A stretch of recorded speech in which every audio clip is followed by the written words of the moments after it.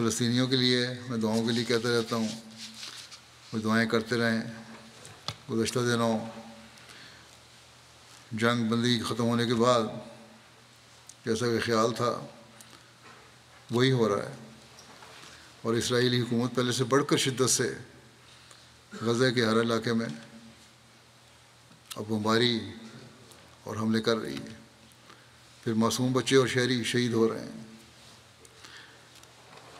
اب تو اس حرکت کے خلاف امریکہ کے کانگریس کے نمائندے نے بھی، جو غالباً یہودی ہیں، یہ کہا ہے کہ اب بہت ہو گیا ہے، امریکہ کو اسے روکنے میں اپنا کردار ادا کرنا چاہیے۔ امریکہ کے صدر بھی دبے دبے الفاظ میں اب یہ بیان دے رہے ہیں کہ یہ فائرنگ بند ہونی چاہیے، یہ تو گولہ باری بند ہونی چاہیے جو شمال جنوب میں یکساں ہو رہی ہے۔ پہلے کہتے تھے شمال کی طرف چلے جاؤ کچھ نہیں ہوگا، اب وہاں بھی یہی حال ہے۔ بہرحال یہ صدر صاحب امریکہ کے یہ الفاظ جو ہیں، یہ کسی انسانی ہمدردی کی وجہ سے نہیں ہیں، کسی غلط فہمی میں ہمیں نہیں رہنا چاہیے، بلکہ یہ ان کے اپنے مفاد کی وجہ سے ہے کہ امریکہ میں انتخاب ہونے والے ہیں اور نوجوان وہاں کے یہ رد عمل اب دکھا رہے ہیں کہ جنگ بندی ہو۔ اسی طرح مسلمان بھی جو امریکی شہری ہیں شور مچا رہے ہیں، تو یہ اپنے ووٹ لینے کے لیے سب کچھ کر رہے ہیں، کوئی ان کو ہمدردی نہیں فلسطینیوں سے یا مسلمانوں سے۔ پھر مسلمان ممالک ہیں تو ان کی آواز میں کچھ زور تو پیدا ہو رہا ہے، لیکن جب تک ایک ہو کر جنگ بندی کی کوشش نہیں کریں گے کوئی فائدہ نہیں ہے۔ اللہ تعالیٰ مسلمانوں میں بھی وحدت پیدا فرمائے۔ غیر مسلم دنیا کو پتہ ہے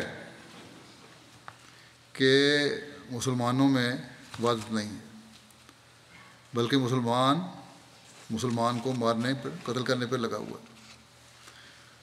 یمن میں کیا کچھ نہیں ہو رہا، اسی طرح دوسرے ممالک ہیں، ہزاروں بچے اور معصوم مر رہے ہیں مسلمانوں کے ہاتھوں، بلکہ لاکھوں میں بعض جگہ تو۔ اور یہی چیز غیروں کو جرأت دلا رہی ہے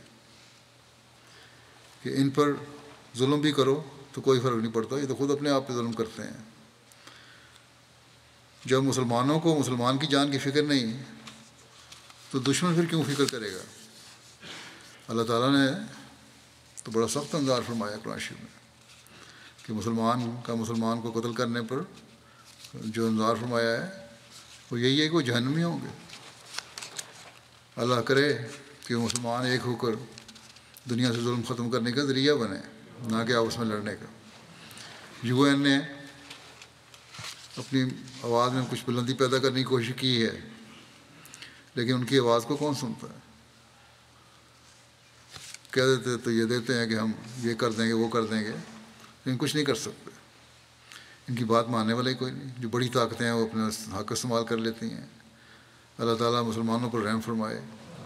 بہرحال اس ظلم کو روکنے کے لیے ہمیں دعا کے ساتھ، پہلے ہی میں نے جماعتوں کے ذریعے پیغام بھیجا ہوا ہے کہ اپنے حلقہ احباب اور اپنے علاقے کے سیاستدانوں اور کو ظلم ختم کرنے کے لیے آواز اٹھانے کے لیے مسلسل توجہ دلانی چاہیے۔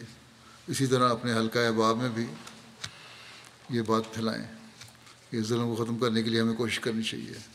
اللہ تعالیٰ معصوموں کو ظلم سے بچا لے۔